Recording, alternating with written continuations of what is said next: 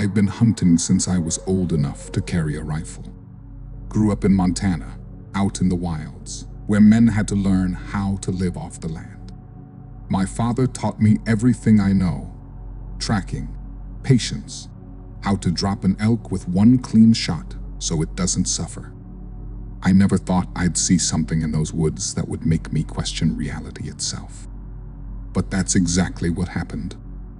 It was the start of elk season, and I decided to try a new location, a bit deeper into the wilderness than I usually go. I'd been scouting this area for weeks. Fresh tracks, droppings, signs of movement. It was promising, untouched, and quiet. I set up camp a few miles out.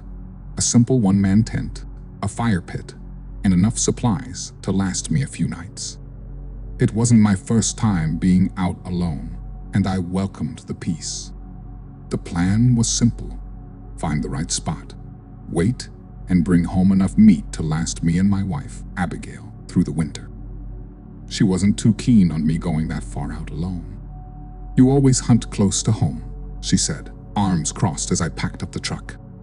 "Why change that now?" I shrugged. "More elk out there. Less competition." She sighed, tucking a loose strand of dark hair behind her ear. "Just be careful, okay?" "I'll be back in a few days," I assured her, giving her a kiss before climbing into the truck. Looking back, I should have listened to that uneasy feeling in my gut.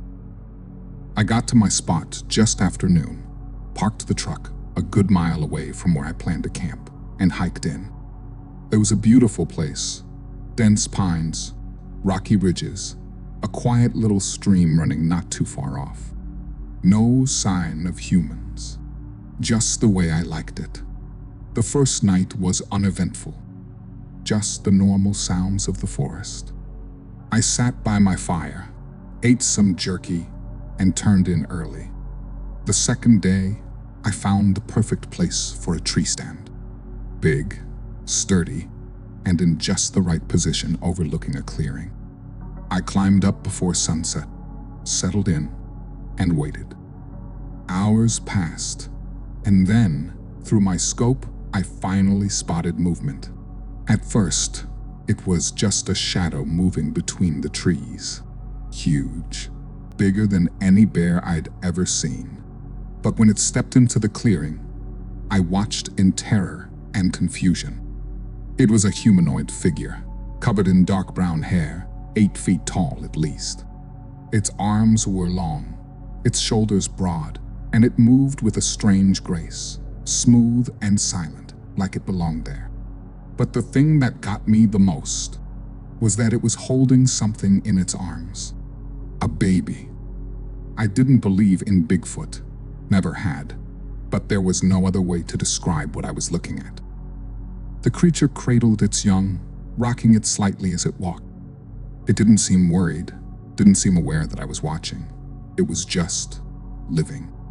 Like any other animal, taking care of its offspring. I should have left after that.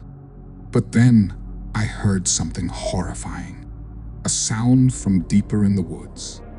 Low, menacing. I shifted my scope, scanning through the trees. At first, I thought it was a wolf, maybe a big one. But as it stepped closer, my stomach twisted into knots. This wasn't a normal wolf. It was massive. Bigger than any canine had a right to be.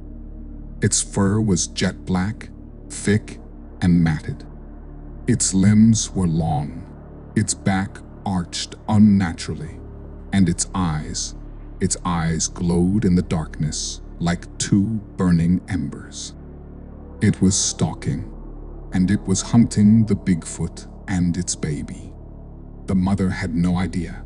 She kept walking, oblivious, the infant still nestled in her arms. But the creature, this thing, was closing in. I didn't know what the hell I was looking at. Later, I'd hear people call it a dogman, but at the time, I had no name for it. All I knew was that this thing radiated pure evil. With terrifying speed, the dogman lunged from the trees, crashing into the Bigfoot with a force that shook the ground. The mother let out a scream, and she swung her massive arm at the beast, still sheltering the baby in its other arm. The Bigfoot fought like hell, kicking, biting, slamming her fist into the Dogman's body with the strength of a damn grizzly. The Dogman, though, it was faster, more savage. It moved faster than anything I have ever seen, clawing, snapping, tearing.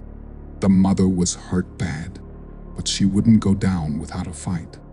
She lifted the Dogman with one arm and threw it, hurling its body like a rag doll against a tree. The beast let out a yelp, but recovered fast, jumping back onto her with teeth bared. It sank its fangs into her neck. She roared, slamming a fist into its ribs, but the Dogman didn't let go. It was too strong. I could see it in her eyes, the realization, the fear. She was losing. The baby Bigfoot let out a terrified wail. It clung to its mother, its small hands grasping at her fur, but the mother could barely hold on. The Dogman was relentless, ripping into her flesh, its claws carving deep wounds into her body. I wanted to look away, but I couldn't. I knew what was about to happen. With one final, sickening crack, the mother collapsed. The Dogman stood over her, panting, its muzzle soaked in blood. The baby Bigfoot whimpered beside its mother's lifeless form, trembling. The Dogman turned toward the baby. I didn't think. I didn't hesitate. I raised my rifle, lined up the scope, and pulled the trigger. The bullet tore through the Dogman's head, ripping off part of its ear. It let out an ear-splitting roar, spinning toward me, its eyes locking onto mine from across the clearing. My heart stopped. For a long second, it just stood there, bleeding, its chest rising and falling in ragged breaths. With one last snarl, it turned and bolted into the darkness. It was gone, but the baby Bigfoot was still there. I climbed down from the tree stand, my legs shaking as I made my way toward the whimpering creature. It looked up at me with wide, frightened eyes, its small body still pressed against its mother. It was helpless, alone. I knew I couldn't leave it. So, I did the only thing I could. I wrapped it in my jacket, held it close, and carried it back to my camp. And that was the night my life changed forever. The little thing barely weighed anything in my arms. Its body trembled against me, tiny whimpers escaping its mouth as it pressed its face into my chest. It was warm, its fur soft like a young deer's, and its hands, so damn human, gripped my jacket with a desperate strength. I took a deep breath and adjusted my hold on it. The mother's blood still soaked the ground behind me, the massive shape of her body barely visible in the moonlight. I tried not to look at her, tried not to think about how unfair it all was. I had no idea what the hell I was doing. No clue why I was taking this thing with me, instead of leaving it behind. But I knew one thing for sure. I couldn't let it die out here. I made my way back to camp, my steps careful. The weight of my rifle slung over my shoulder felt heavier than ever. My heart still pounded in my chest from what I had just witnessed. Every shadow in the forest made me feel uneasy, because that thing, the Dogman, was still out there, and I had a sick feeling it wasn't the type to let something like this go. By the time I reached my tent, the baby had stopped crying. It clung to me, its tiny fingers digging into my coat, its eyes half closed. I knelt down, spreading out a blanket, and carefully set it down on top. It whimpered, but didn't resist, curling into itself as I covered it up. I sat there for a long time, rifle across my lap, staring at it. What the hell was I supposed to do now? I came out here to hunt elk, to bring home meat for my family, not to stumble upon creatures that weren't supposed to exist. The only thing I was sure of was getting the hell out of these woods before that thing came back. I stayed up all night. Every little sound outside my tent had me gripping my rifle, my nerves frayed to the point of breaking. I kept expecting to hear those heavy footsteps, to see glowing red eyes peering through the trees. But the night passed without incident. At first light, I packed up camp. The baby Bigfoot stirred as I scooped it up, blinking up at me with those deep, dark eyes. There was intelligence there. Fear, grief. It had lost everything. And whether it understood it or not, I was the only thing it had left. The drive home was a blur. I kept checking the rearview mirror, my paranoia refusing to let go of me. I was convinced something was following me, that any second I'd see that massive shape in the distance, sprinting after my truck on all fours. But nothing came. By the time I pulled into the driveway, the baby was sound asleep in the passenger seat, curled up under my jacket. I killed the engine, took a deep breath, and braced myself for the conversation I was about to have. Abigail was waiting for me on the porch, arms crossed. "You're back early," she said, suspicion laced in her voice. "What happened?" I climbed out of the truck and hesitated before opening the passenger door. "You're not gonna believe me." Her brow furrowed. "Try me." I sighed, reached in, and gently lifted the sleeping creature. Abigail took a step back, her mouth parting slightly as she stared at the bundle in my arms. "Clay, what is that?" I took a breath. "A baby. And before you ask, no, it's not human." She didn't move for a long moment, just stood there, staring, her eyes darting between me and the tiny fur-covered thing in my arms. I could see the wheels turning in her head, the battle between logic and reality waging inside of her. Finally, she says, "You brought home a baby Bigfoot." I exhaled, nodding. "Yeah." She stared at me for another few seconds before shaking her head and turning toward the house. "I need coffee."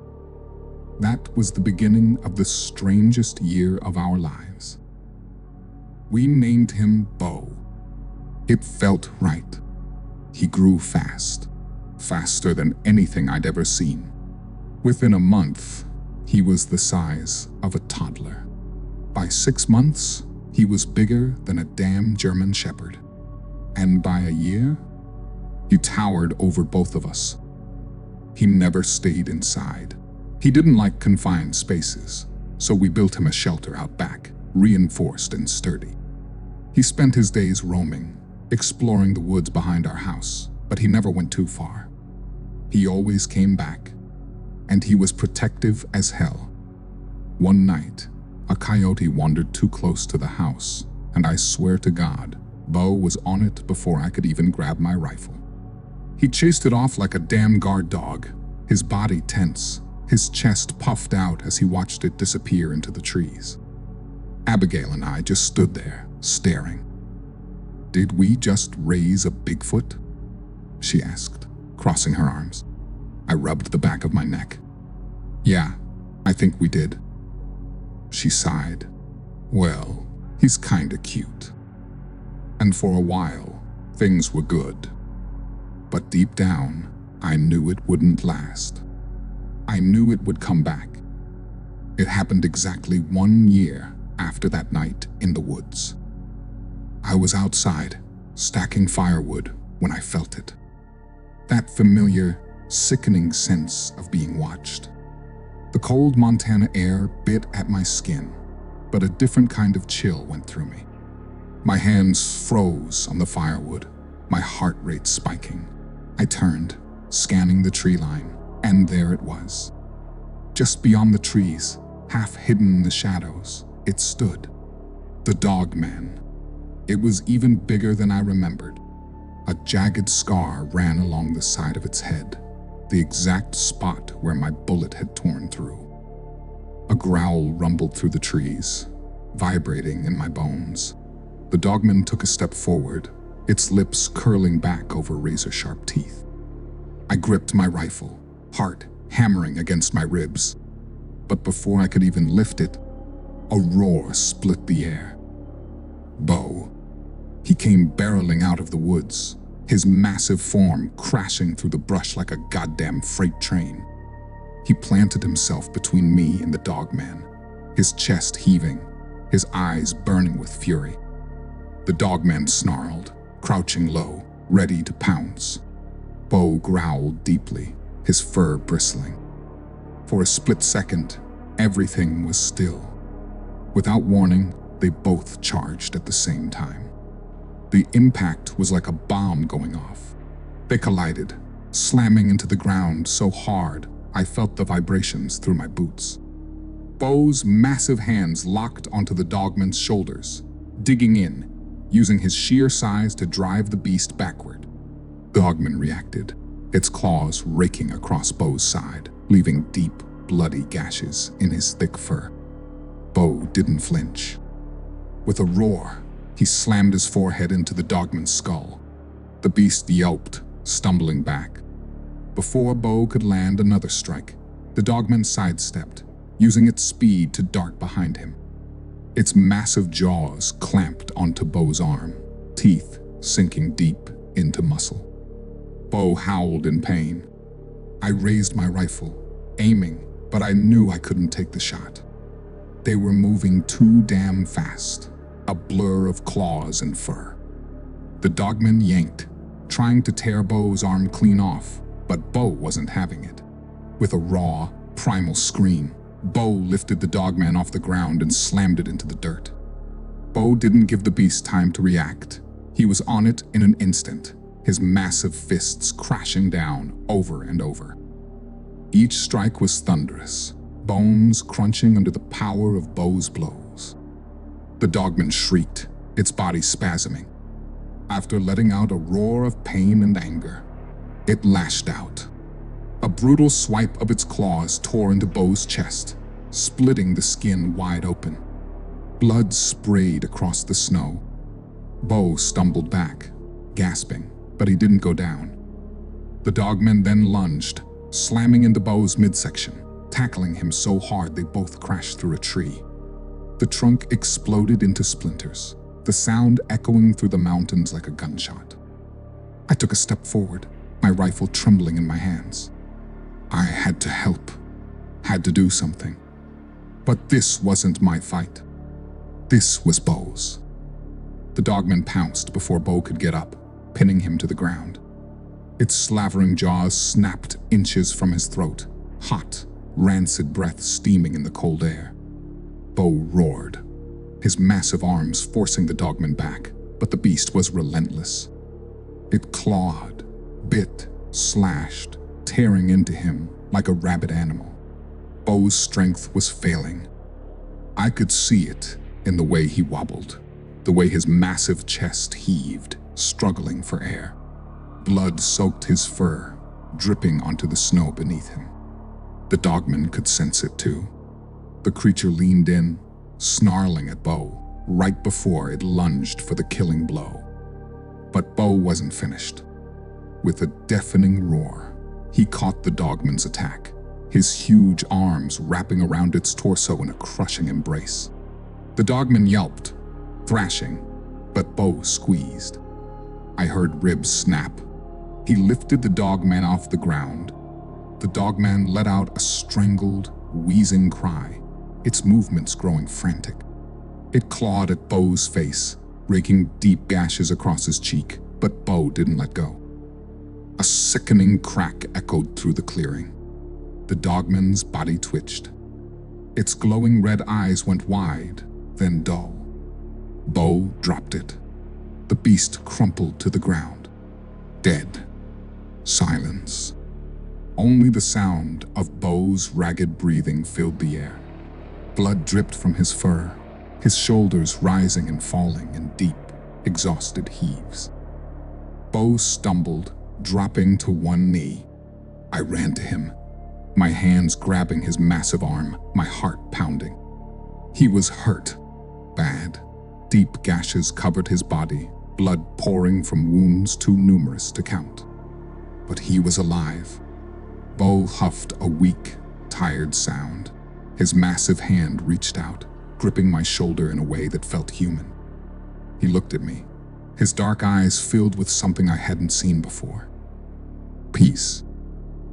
For the first time since I had found him, he collapsed. It took Abigail and I weeks to nurse Bo back to health. His wounds were deep, some nearly fatal, but he was strong, stronger than anything I'd ever seen. He pulled through, and when he did, he was different. Like the weight he had been carrying, the grief, the loss, the fear had finally been lifted. We buried the Dogman deep in the woods, far away from the house. We never spoke of it again. Bo never wandered too far after that. He stayed close, always watching, always protecting. If you enjoyed this video, please consider leaving a like, comment, and subscribe to Descent into the Unknown.